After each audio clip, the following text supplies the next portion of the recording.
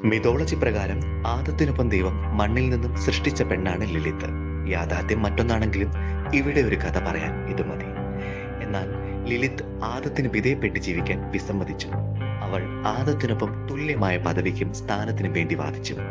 തീർച്ചയായും അവൾക്കതിനുള്ള അർഹതയുണ്ടായിരുന്നു. പക്ഷേ ആദത്തിന് ഇക്കാര്യം ഇഷ്ടപ്പെട്ടില്ല. അവൻ ദൈവത്തോട് പരാതി പറഞ്ഞു. ആണിന് വിധേയപ്പെട്ട് ജീവിക്കാൻ ഏതെങ്കിലും ദൈവം വിധിച്ചിട്ടുണ്ടെങ്കിൽ അത് അനീതിയാണെന്ന് അവൾ പറഞ്ഞുവെന്ന് ദൈവത്തിന് മുൻപിൽ ആദം വെളിപ്പെടുത്തി.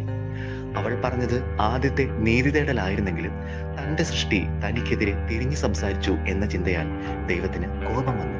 ദൈവം ലിലിത്തിനെ സ്വർഗത്തിൽ നിന്നും പുറത്താക്കി.